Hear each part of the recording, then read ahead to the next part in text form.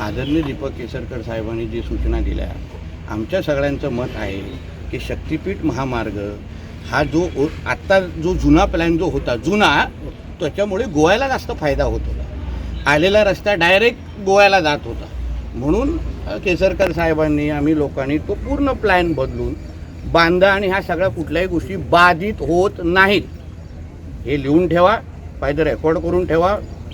आणि म्हणून असा आता आपण त्याच्यातून मार्ग आम्ही लोकांनी सगळ्यांनी मिळून काढलेला आहे, जेणेकरून आपल्या जिल्ह्याला त्याचा फायदा होईल.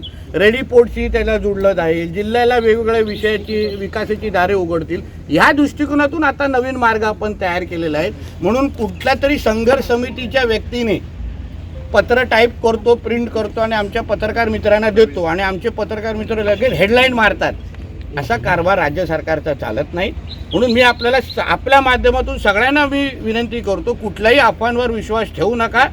आमचं सरकार कमीतल्या कमी गावं बाधित करून सिंधुदुर्ग जिल्ह्याला ज्याचा फायदा होईल त्याप्रमाणे आदरणीय मुख्यमंत्र्यांनी आम्हाला शक्तिपीठ महामार्ग करायला सांगितलेला आहे. पालकमंत्री बोलल्यानंतर तरी विश्वास बसेल की नाही? मग आता तसं ती जरा बातमी व्यवस्थित चालवा.